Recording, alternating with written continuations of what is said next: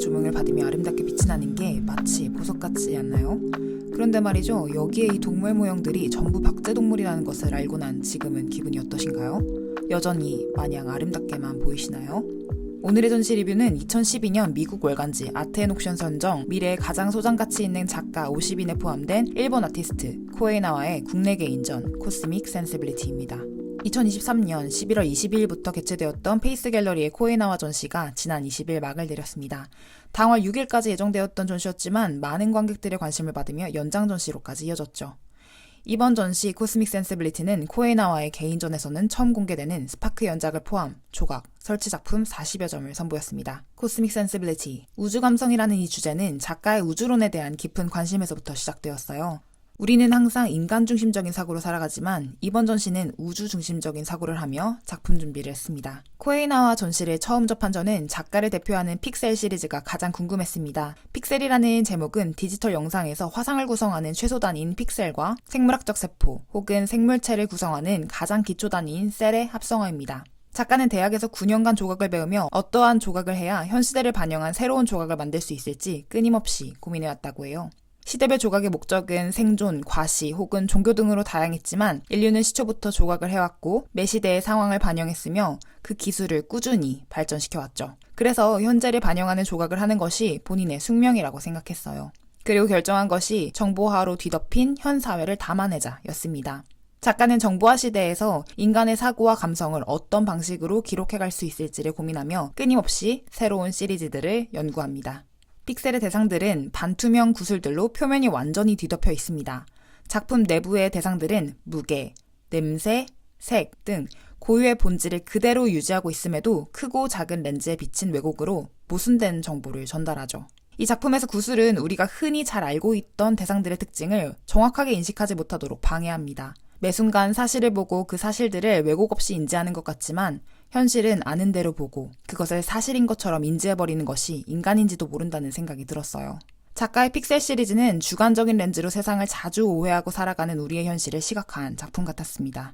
3층 전시실에 입장한 관객들은 모두 같은 리액션을 보입니다. 이번 전시에서 처음으로 공개되는 작가의 신작 스파크 때문인데요. 스파크는 소리와 빛을 흡수하는 검은 벨벳 소재의 막대들이 뭉쳐진 조각품으로 마치 방 안에 내동댕이 쳐진 성게 껍질 마냥 흩어져 있더라고요. 그 역동적인 자태와 웅장한 스케일이 첫인상부터 가히 충격적이었습니다. 이 작품을 이해하기 위해서는 우주감각이라는 이번 전시 주제를 다시금 생각해볼 필요가 있습니다. 작가는 인터뷰에서 우주론에 대한 관심을 다수 언급한 바 있었어요. 한 인터뷰에서 지금까지도 진실을 알 수 없는 수많은 추측들과 해서 그 미지의 세계를 인간의 지성이 과연 어디까지 해명할 수 있을지 궁금하다고 말했던 게 기억에 남아요. 스파크의 덩어리들은 각기 다른 중력을 받고 각자의 자리에 서 있습니다. 작가는 스파크를 통해 균열의 상태와 비평화적인 것들을 표현하고 싶었다고 해요. 외부의 반응들을 반사하는 작품 재료 고유의 특성과 불안정하게 부유하는 형상들, 그리고 추측과 해석, 수없이 많은 수정 단계를 반복하며 여전히 미궁에 빠져있는 우주의 실체.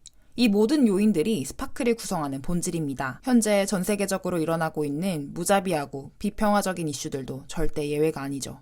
스파크를 중심으로 벽면 가득 걸려있는 리듬 시리즈는 상대적으로 평면적이고 고요합니다.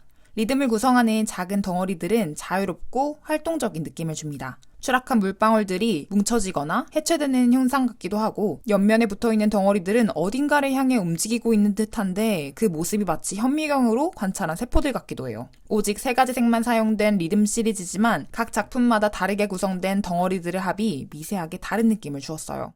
동선을 거슬러 1층 전시실로 다시 돌아가 보면 작가의 바이오매트릭스가 설치되어 있었습니다. 마그마 형상과 닮았지만 일정하고 평화로운 움직임 때문에 훨씬 인공적인 느낌이 들었어요. 바이오매트릭스 뒤편에는 에테르라는 작품도 함께 전시 중이었는데요. 에테르는 바이오매트릭스의 거품들이 솟아오르는 형상을 3D로 입체화시킨 다음 그 이미지를 상하반전해서 조합한 작품입니다. 물방울이 밑에서 상향하는 힘과 아래로 하향하는 힘을 함께 매칭시킴으로써 삶의 순환을 형상화하고 싶었다고 작가는 설명합니다. 실리콘 오일로 제작된 바이오매트릭스는 전 전시를 통틀어 가장 기억에 남는 작품이었어요. 오래 바라보게 되는 중독성 있는 작품이었기 때문일까요? 실리콘 오일은 증발하지 않는 특성을 가지고 있어서 수십 년 동안 이 모습을 그대로 유지할 수 있다고 해요. 작가는 이 실리콘 오일의 영속성이 생명체를 구성하는 세포들의 순환을 표현하기에 적합하다고 생각했대요. 작가는 바이오매트릭스의 반복적인 운동을 통해 동물의 피부가 생성되고 사라지고 또 다시 생성되는 신진대사 현상을 표현하고자 했다고 말합니다. 아무것도 없는 우주 속에 숨을 쉬기 시작한 원시세포가 생겨나고 그 원시세포가 다양해지고 진화해가며 우리가 존재합니다. 그리고 호흡을 통해서 이 사회가 이루어지고 있고요. 생각해보면 우리 몸의 세포들은 일정 주기마다 몸의 모든 세포를 갈아치우며 항상성을 유지합니다. 그럼에도 우리는 기억을 통해 우리의 존재를 동일하게 인식하죠. 물질적으로 보면 모든 게 바뀌었는데도 말이죠. 그게 정말 대단한 것 같아요. 우주에 존재하는 미세한 생명체인 나와 또 다른 나들이 합을 이뤄낸 사회. 지금 현재 나의 존재와 역할, 그리고 내가 속한 공동체가 만들어낸 사회의 다양한 현상들을 되새겨보게 되었습니다. 이번에는 저도 나의 중심에서가 아닌 우주의 시각에서요. 마치 코에이나와가 그랬던 것처럼.